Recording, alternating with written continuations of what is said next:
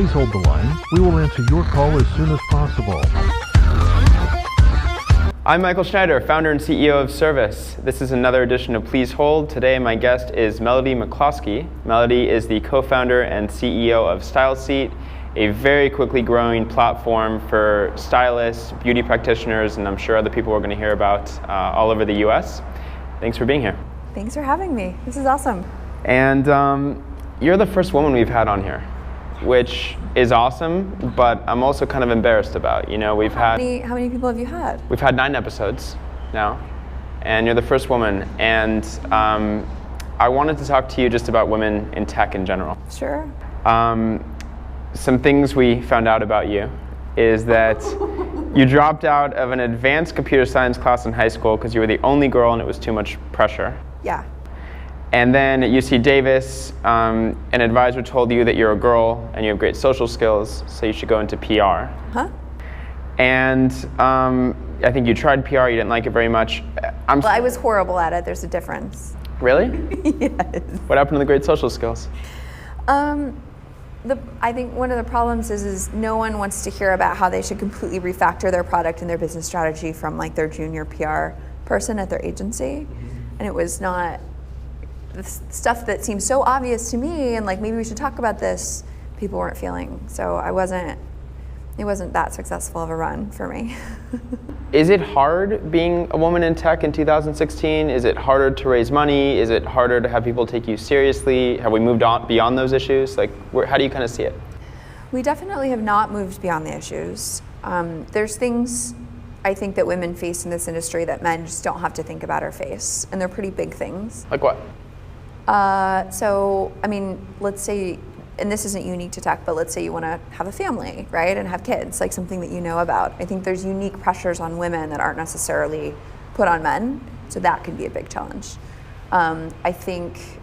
Has that ever come up? Like when you're fundraising, has anyone ever said to you, are you going to get pregnant soon, or like? No, I don't have any children, but many of the women that I know that do have kids, it's come up where, you know, there's someone that I know that's prominent female founder, and she told her board, by the way, you know, I'm pregnant. And she said that they acted like it was like a death and that she was dying and that they needed like a contingency plan and a transition plan. She's like, guys, I'm back. I'm still gonna be working from home, you know? And that's something that I've actually heard from a handful of people. They act like, you know, it's like a chronic disease that you're an alien, and that this has never happened to anyone in the world, and you know, it's a big traumatic situation, which of course it isn't.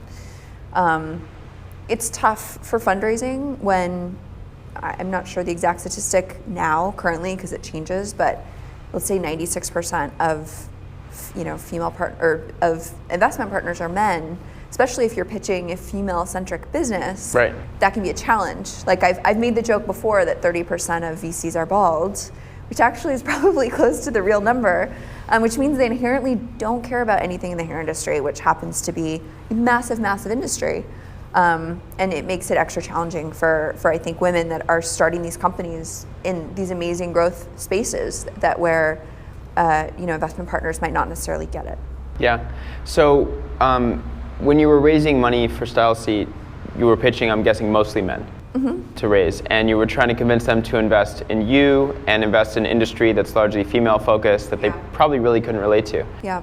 I read something that you said something about storytelling and how half of it is data, but the other half is really telling the story. Yeah. How did you do it? How did you convince all of these 30% bald men to give you money, and did you have to work a lot harder because they couldn't relate to the industry? Yeah, well, I originally tried to raise money and couldn't, and so we ended up bootstrapping for the first year and a half. Do you think that was a good thing?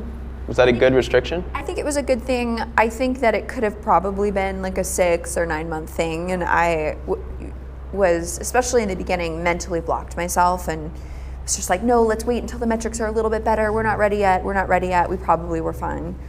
So that was a lesson that I learned, but I think it was a good thing. It teaches you discipline. It teaches you to be maniacal about metrics and hitting your numbers and execution.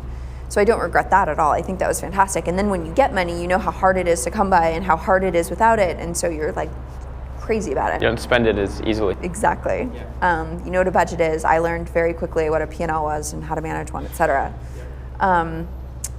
But yeah, it was a challenge. So when we ended up finally raising after a year and a half, we ended up going to angels because VCs were like, okay, I don't necessarily have a deep passion for this, but I would go to angels, and they were, mostly people that I already knew. And What year was this? 2010, I would guess. Okay, so not the best time to raise money. 10 or 11. No, it was horrible. There was no money. But they were mostly people that I knew, and their response was, I don't get it, but you're nuts, and I can see that this industry is a huge opportunity on paper. So something will come of this. And that's how we raised our first $700K. And then we also had some amazing angels that joined that round that helped lead it. Like Travis was one of them, where he was sending emails out to everyone that he knew saying, like, Melody's the real deal. You need to invest in her. And so it was like friendlies and also friends that really pushed to make that happen for us. And that was after you had already tried in the beginning, not raised, bunkered down, and then gone back out. Yeah. And that's also, when you have a product that's out in the market and already has a lot of growth, right? The pitch goes from, here's what I'm gonna do, isn't this exciting, to here's what I'm gonna do, this is so exciting, here's the opportunity, and here's what we've done so far. Right. We already have thousands of businesses using us every single month to run their business, where we know how to build some sort of product, right? And we know exactly what the next 10 features are and what the next year looks like for us. It's a different conversation, which helps. Do you consider Styleseat a tech startup? We're this weird little in-between company, right? Where we're a hair startup in Silicon Valley. Like that actually makes sense. A hair startup. Hair startup, right? I'd never heard that before. Well, we're a startup focused on hair. Sure. But at the same time, when I go to the beauty industry, like they have no idea what to do with us. We're not a CPG company, right? This is an industry known for being high tech. Right. And every business that exists is a product company, right? Here's the next lash extension, here's the next shampoo, conditioner, et cetera, spray, whatever it is. So when I say, no, we're software, people just don't know what to do with us. They don't know how to categorize us. And so we've just sort of said, cool, well, we're this weird little hybrid monster, and we're just gonna find our own way and make our own way. Your investors are traditional tech investors? Yes. Okay. So they clearly saw you, or you convinced them that you were enough of a tech company to raise money from tech investors? Yes. All right. Are you a techie? Yes. Oh my God. I knew nothing about the beauty industry before I started my company. Are you a coder? No, because I dropped out of the coding class. I love it. Before I started Styleseat, I'd worked with engineers probably for 5 years in product. And at Current TV, the company that I worked at before, I was basically in charge of digital distribution, but I had a little team of engineers, and I owned a P&L, and I was in charge of growth and product releases and things like that. So when I think about the beauty industry and I think about working with engineers, they couldn't be more different. Yes. How have you learned to, well, it sounds like you worked with engineers before you were in the beauty industry, so how did you learn to talk to engineers in a way that made sense, learn to interact? Engineers aren't known for being the most social creatures on earth. How have you done that? Well, I really learned 2 jobs before Styleseat, where I had a product role, and I hadn't had a product or any type of role in product before that. So in that world, it was tiny. It was like a 5-person company, and there were like 3 people were engineers, and they just needed to get stuff out the door, and they didn't have a PM. So I was like, I'll be a PM. I was like also the janitor and the marketing person and the PR person and whatever.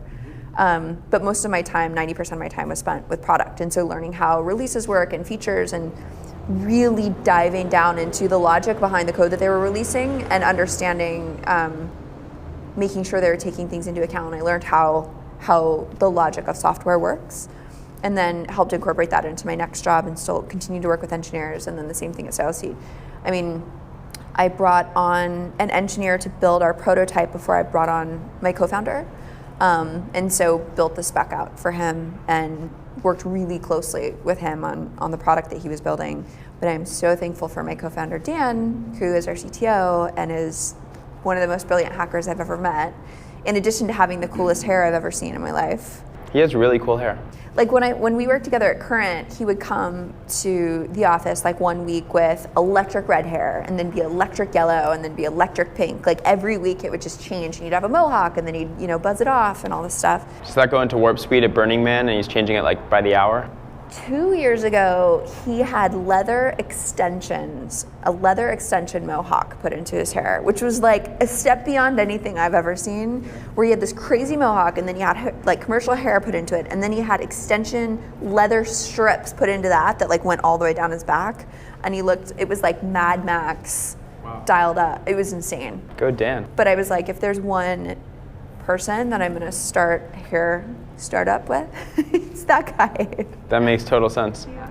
So would you say that you're not a coder, but you maybe don't need to be a coder to be a CEO of a successful tech company, but you need to understand and respect the engineering process and how engineers think and sort of the setup they need?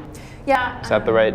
I think that's right. You do not need to be an engineer, but for every bit that you don't know, you better have someone that you 100% trust that does know. Because when your whole company runs on a phone, then you need to have the right people that you trust making the right decisions. And I'm really thankful that I have Dan. If I didn't have Dan and I hired, junior people, I would have to trust that those people were making the right decisions, because I wouldn't have someone that I could like really hold to task, or that was senior enough. Yep. And that can be incredibly tough.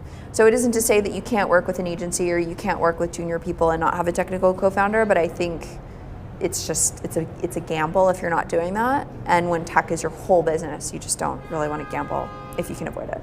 Yep. So you mentor a lot. You are a mentor at the Teal Fellowship, an advisor at Stanford Business School. How important do you think mentorship is to budding entrepreneurs, and do you have a mentor? It's everything. For me personally, my development advisors were everything, because I'll tell you who I was when I first started my company. I was really smart, insanely driven, like psychotically driven, wanted to start a company, couldn't think of anything else, didn't want to think or do about anything else. But I didn't really know the fundamentals of how to do it, and so I was going down that path, but I didn't know how to incorporate a company. I didn't know how to find a lawyer, how to find an accountant, how to think about how I find my first couple of engineers, how do I bring something to market. So being able to work with people, in the beginning I had incredible mentors that just had done it before, and they're like, here's my lawyer, here's my accountant, here's the stuff, here's all the templates for the early paperwork. Here's some engineers that I know that are incredible. I found my first engineer on Craigslist. It's amazing. And that was advice. My last CTO on Craigslist in my last company. Shut up. Yeah. That's crazy. That's insane, because you have to pay recruiters $100K now to make $25 job posting. So awesome. They just help you do everything 10 times faster and 10 times better. So you save 6 months or even years in the beginning. Absolutely. With mentors and advisors. And I've also found that the mentors that you need change as your business and as your needs evolve, and that's okay. So someone who's amazing at all that early stuff, maybe when you need to start thinking about marketing or hiring or building an executive team or bringing something to market, that might be a different person that helps you with that. And that's. Do you have one mentor today, or do you have sort of a crop of advisors that you call on? We've just brought on a new board member. Her name is Linda Kozlowski, and she was the COO of Evernote, and now she's a COO of Etsy. And she's definitely been a huge mentor to me, because she knows how to run a company at scale and the operations needed for that, how to run a board effectively. Because after you get the fundamentals of the product out there and operations are, generally running fine, you have to think about the next level, and she just has incredible experience at that level and the 10 levels after it. Yep. So working with her has been incredible. But I still work with different people and tap into them for different things, whether it's their network for people that we hire or questions around marketing, etc. Yep. So let's talk a little bit more about Styleseat, and tell me if any of these stats are outdated, but 260,000 beauty professionals? We have 430,000. Okay, so a lot more. And how many cities are you in? 16,000. Okay. And you've helped book at least 500 million beauty appointments? 50 million. 15 million. But we'll do close to about $1.7 billion in appointments this year. Okay, this year, not total. This year. Okay. And is it true that when a stylist signs on, the revenue grows an average of 70% in the first year? Yes, 15 months, the first 15 months. Okay. So you're going to these conferences, or your sales team is out there, and yes, No your sales team. software. No sales team. Okay, so let's talk about that. Entirely organic, no acquisition on supplier demand. All right, so that's fascinating. So you've signed up almost 500,000 beauty professionals. It's 30% of beauty professionals in the US. Signed up 30% of beauty professionals in the US. Small shops and individual practitioners, notoriously really hard to scale. Yeah. Totally through word of mouth? Yeah. How'd you do that? Well, we've been around for 5 years, so that's one. It hasn't happened overnight. Most companies don't conquer 30% of a market organically in 5 years. These are signups, right? So it's important to differentiate signups from in a free product from like a subscription product or something like that, because we are going to be making a really big change, which we can talk about. But our core value prop, first of all, we're totally unique and differentiated in the market. We're 5 times bigger than our next largest competitor. Who is your next largest competitor? There's a couple here and there. There's a company called Styleseat, which does online booking for plumbers and accountants and stylists and lots of types of small businesses. There's a company called Vigaro, which is a destination to book beauty professionals, but they're just much smaller than we are. There's, Mind Body, but they really focus on studios. They don't really have a huge push in beauty yet. Is Wahanda a competitor? Wahanda rebranded to Treatwell. They're a competitor. They focus, for the most part, on salons and spas, like the bigger companies. 70% of, and they're only in Europe, right? So they're not in the US. 70% of the workforce in the US is independent.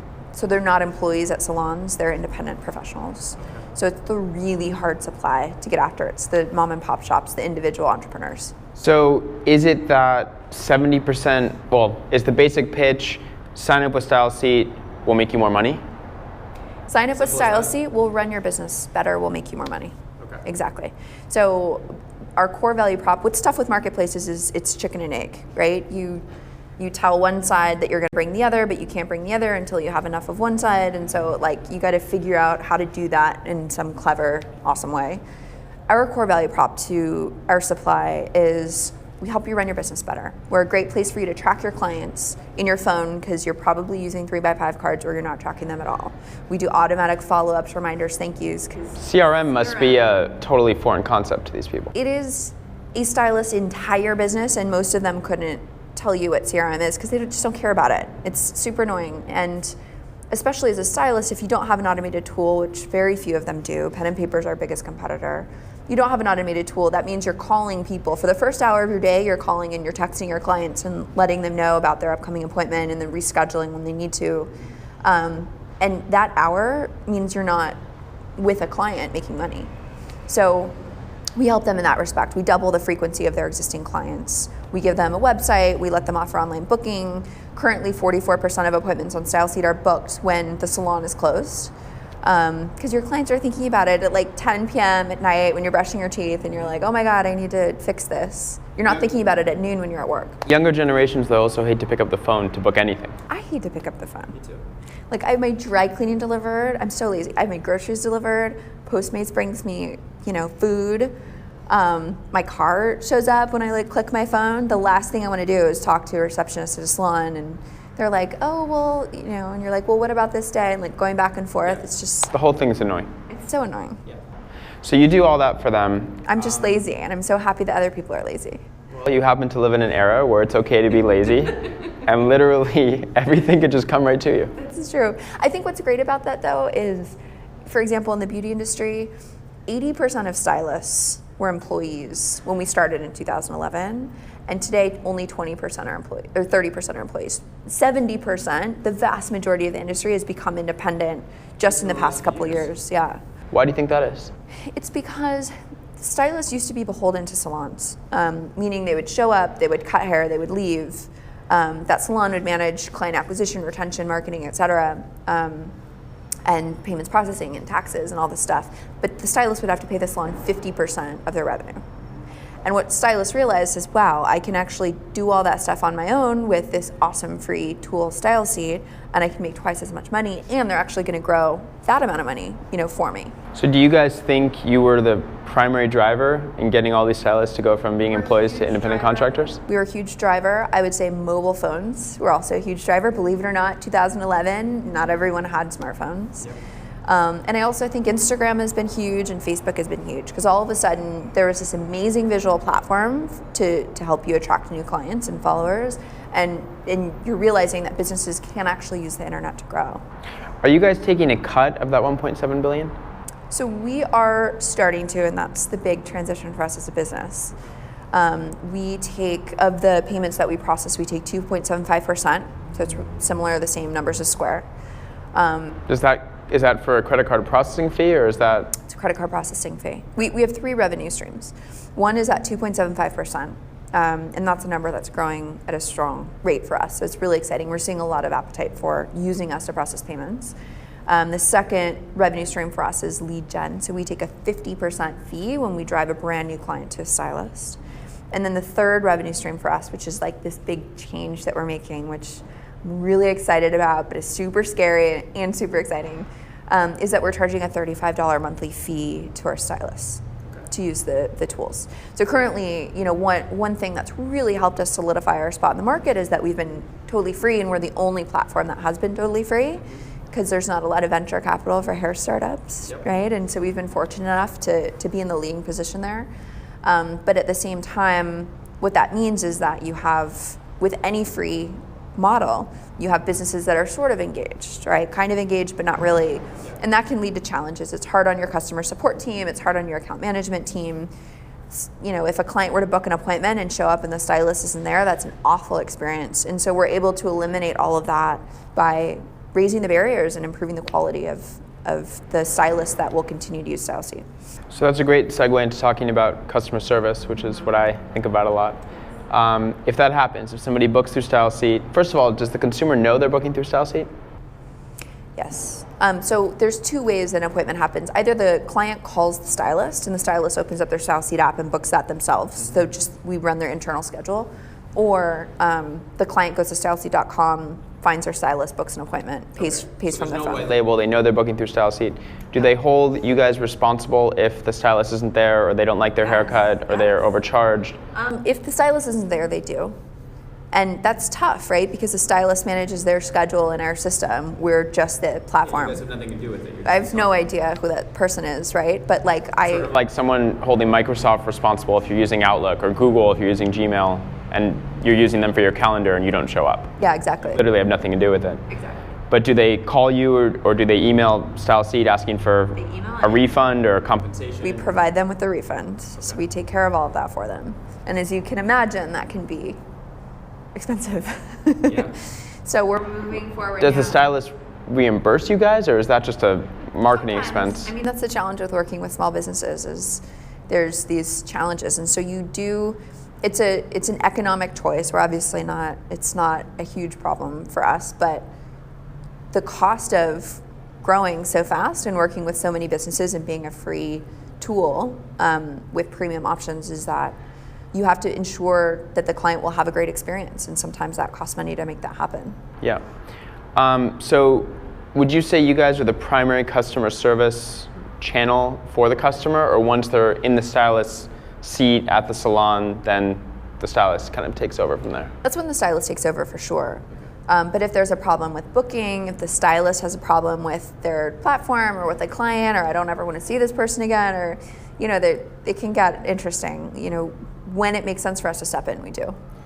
Any crazy anecdotes or stories? Not any that I want to share. No. Be anonymous. Yeah, totally. No, hair is so interesting. It's such an interesting industry, because it's not about vanity. It's about identity, your concept of beauty, your culture, your history, your parents' history. It's really, really fascinating space. And as you can imagine, if you get a bad haircut, it is an emotional experience, and we're oftentimes a present for that. So are you getting pictures of people's messed up haircuts and you guys need to figure out what to do? But you know what we did is we're starting to do some really interesting tests, like growth tests, around seeing how we can get photos back from clients, because we want more photos. We have millions of photos and we want to experiment with how we can get more photos so that we can really build the database for beauty in the industry and who's good at what and the work that they've done and things like that. And our growth hacking team ran this test where we were texting clients after appointments and just saying, hey, how was it? Do you have a photo you can share, right? So we can help build this professional's portfolio.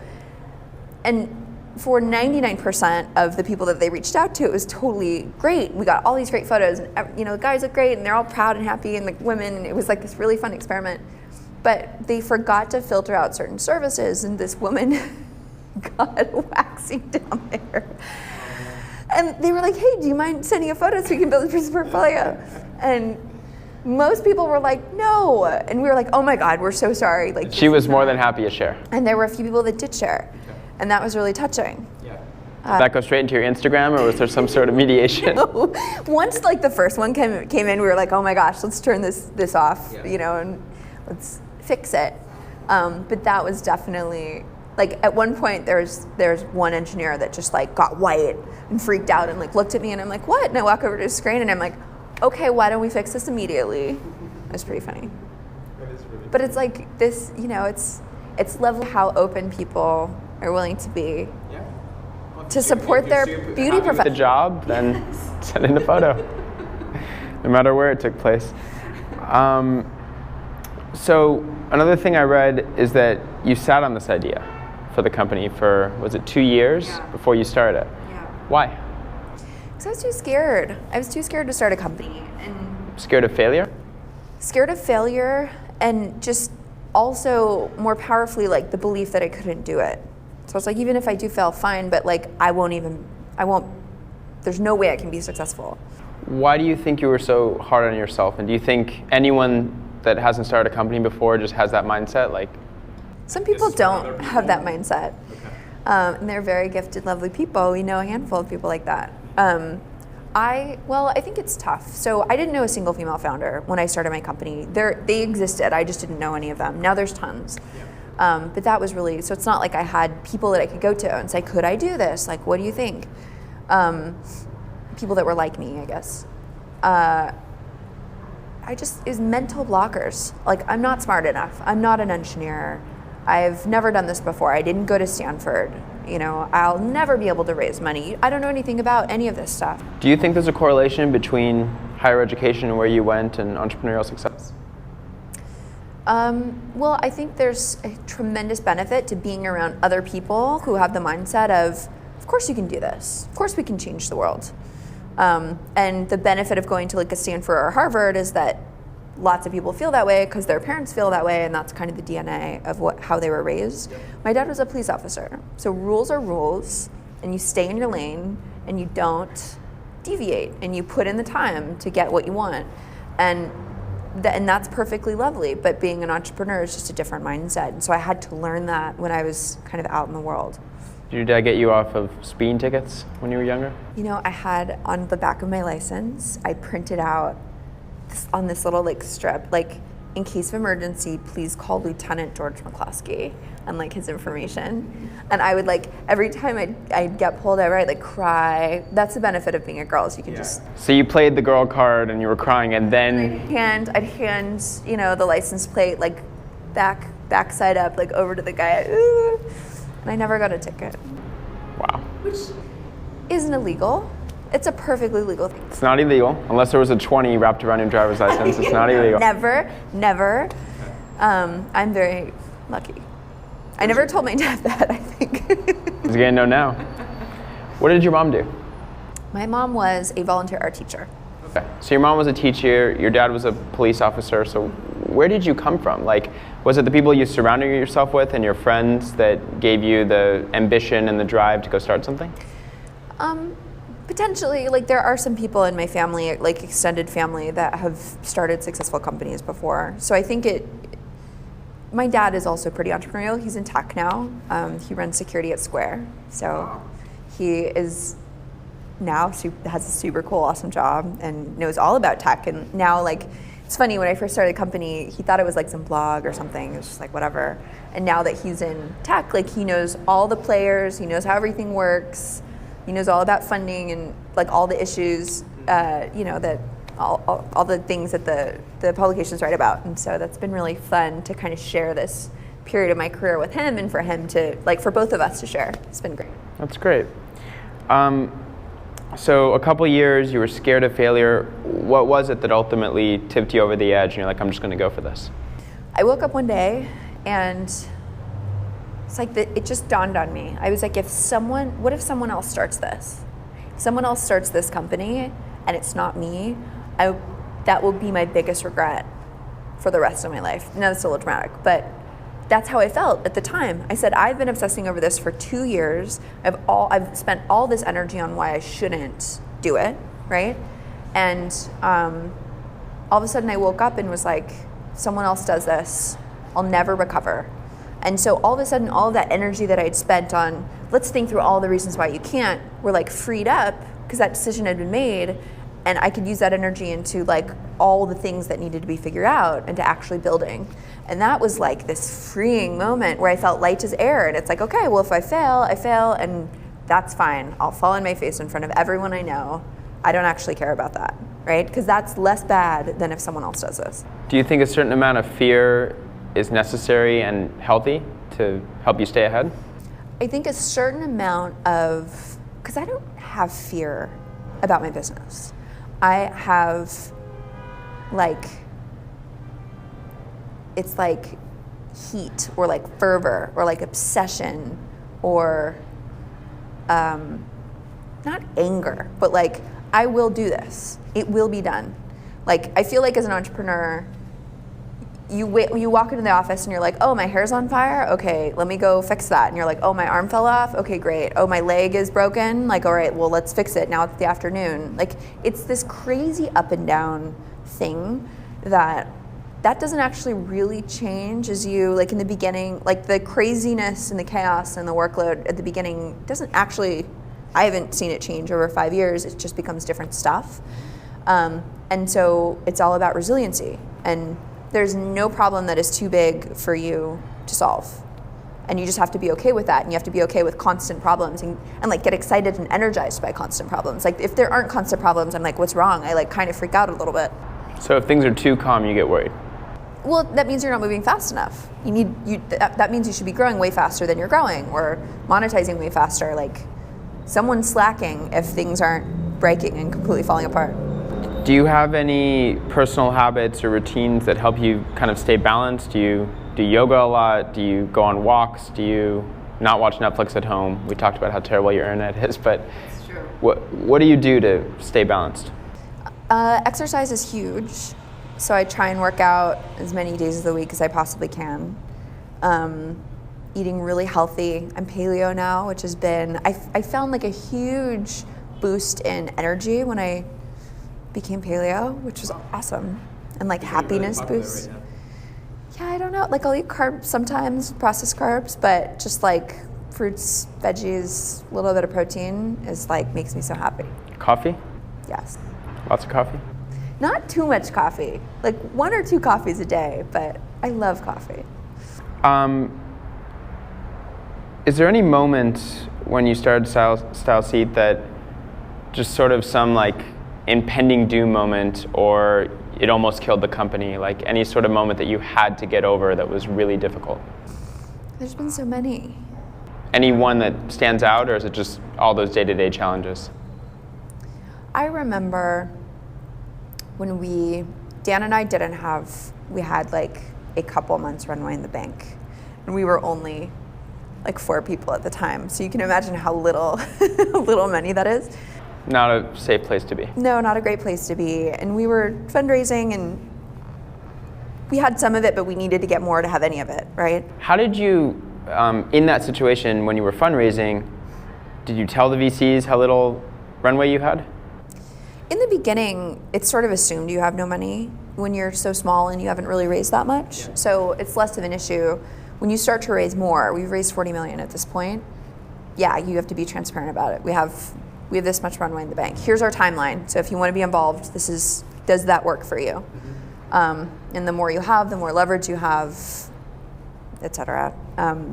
However, when it's like seed funding, it's a little more fast and loose, and you're just trying to get people, like, they don't really care about your timeline.